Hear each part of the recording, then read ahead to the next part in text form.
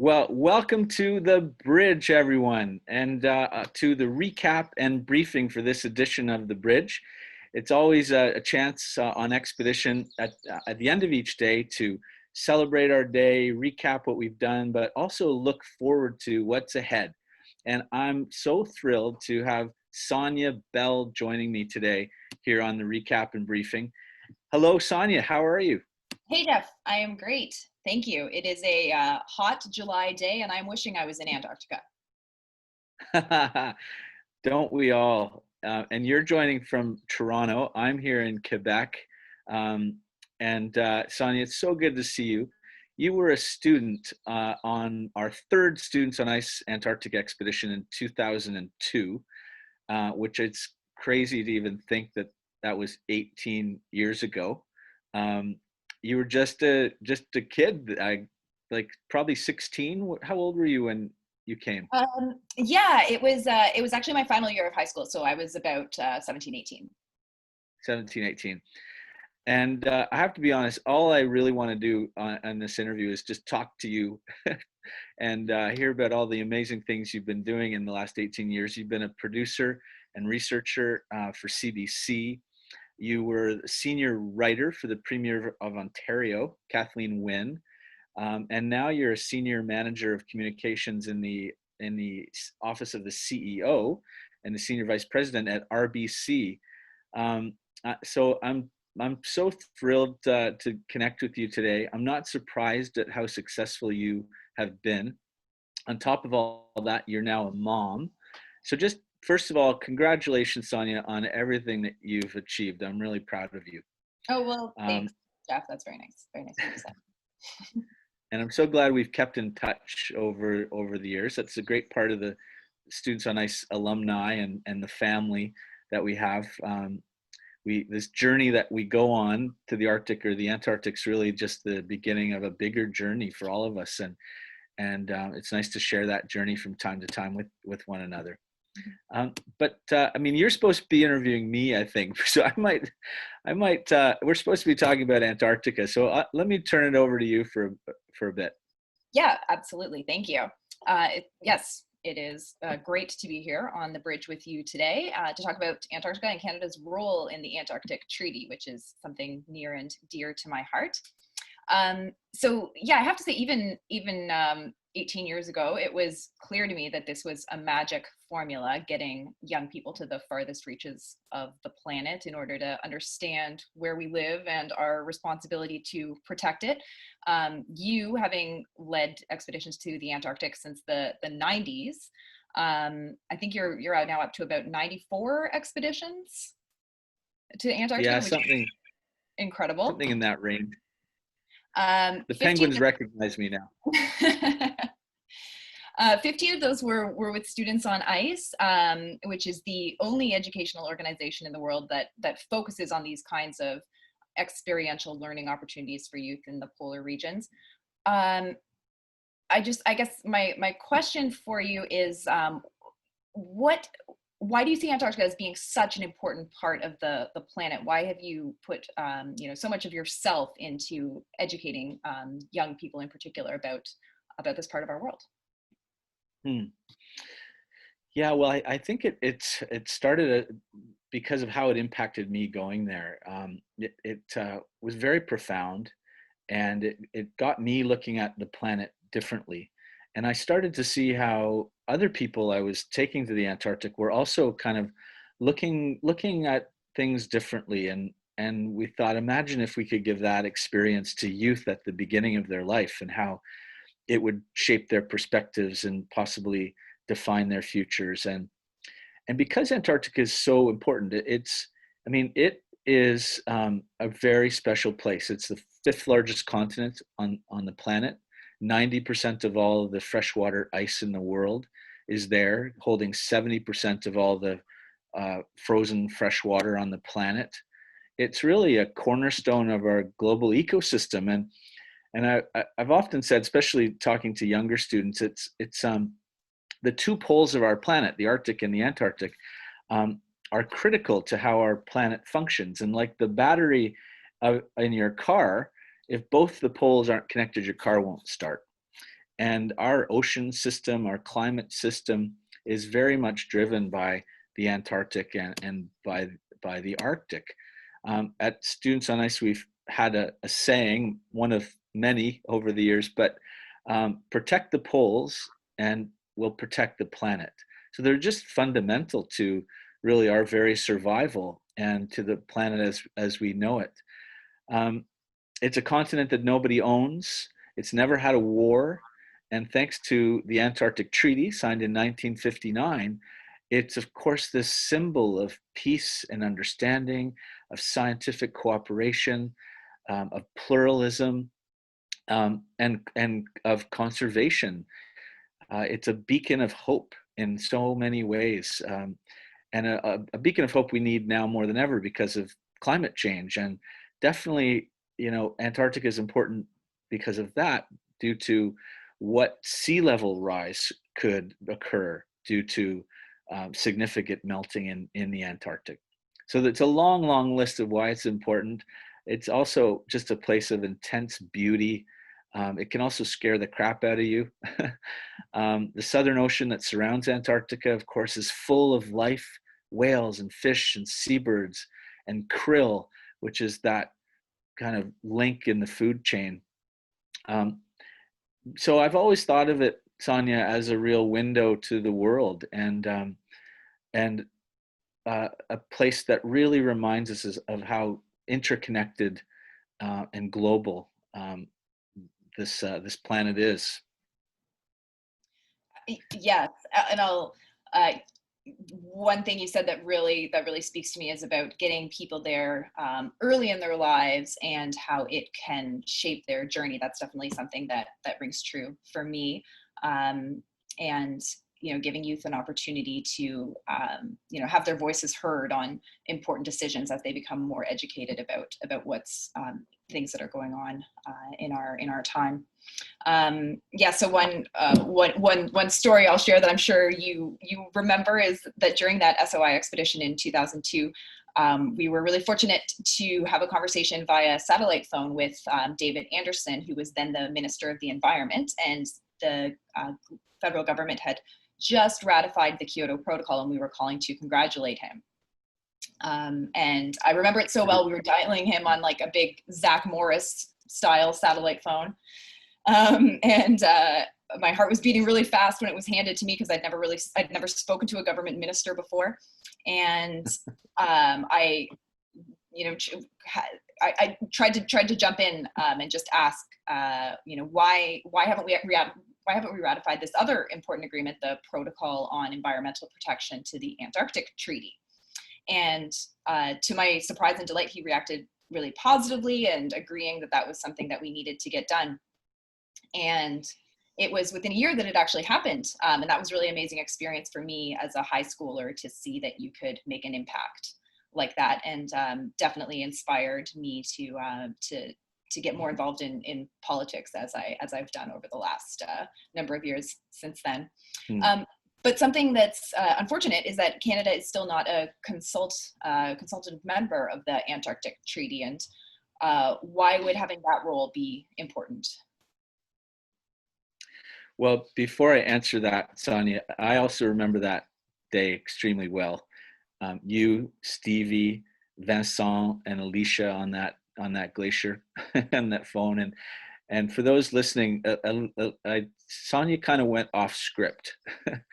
Besides congratulating the minister on the Kyoto Protocol, I think you said something like, "Now that you've checked that off your to-do list, what are you going to do about the environmental protocol to the Antarctic Treaty?" And there was a pause on the phone while Minister Anderson considered, why is this student asking me this question? And I hope that David Anderson is out there. Maybe will listen to this interview, because I'm sure he'll remember that call. And to his credit, sure enough, it received royal assent in the House of Commons months later. But of course, that didn't make us a full member of the Antarctic Treaty. It's a part of being a full member, a consultative member, but we're still what's called a non-consultative member. And it's a long story. I've written a piece actually for this edition of The Bridge which addresses this question of yours in more detail. But there are so many reasons, and I know you know many of them, Sonya, why Canada should be a full consultative member. The Antarctic Treaty is one of the most significant and important and successful treaties that exists in the world today. Um, and, Canada is a polar nation, of course, because of our role in the Arctic, our presence in the Arctic. We are also a very, very active country in Antarctica, both commercially and scientifically. Many Canadian tourists go to the Antarctic. And there's a lot that we can bring to the table in terms of comparative data by looking at what's happening in the Arctic and the Antarctic, and comparing that kind of bipolar knowledge is really, really critical. And the list just goes on and on. If I often boil it down to just some really simple fundamental parts. And if Canada wants to be, and I think we are moving in that direction, to be a climate leader and to be an ocean leader and obviously to be a polar leader, we have to be at the Antarctic Treaty table. And instead of sitting in the back of the room without a vote, it would really, I think, play an important role in Canada's foreign policy. And there's no good reason why we shouldn't do it. It doesn't cost very much. And time has come. The time is now. There are some things happening that's moving in the right direction, but there's no more time to waste. We have to be at that table. So I hope that answers your question, but I wrote a little bit more about it as well on the bridge. Yeah, that's great. It sounds like what you're saying is it would really align with Canada's stated goals in terms of international collaboration. Absolutely. It's quite perplexing that Canada's hasn't been there. There's lots of excuses and whatnot, but someone Dr. Fred Roots, helped to write the Antarctic Treaty, and the countries that are members of the Antarctic Treaty would really welcome Canada's full participation. That's for sure. Yeah, that would be really fulfilling to see. And thinking back to that call to Minister Anderson in 2002, I guess for youth who have been on this journey, who have learned how their voices can be heard if they speak up, from my own perspective, I ended up going to journalism school, working as a reporter on Parliament Hill, later joined Premier Kathleen Wynne's office as a speechwriter. And then between those two jobs, I actually worked on, I made fun of politicians as a comedy writer on This Hour Has 22 Minutes. Although, I do believe very strongly in politics and the power of youth participation. So I'm wondering, what can youth, who have been on an expedition or not, but what can youth do to encourage Canada's role in the Antarctic Treaty? Yeah, well, I think, Sonya, you're just a great case in point, a great example. Get involved. You didn't mention, but you were also part of the Students on Ice delegation to COP11 in 2005, I think.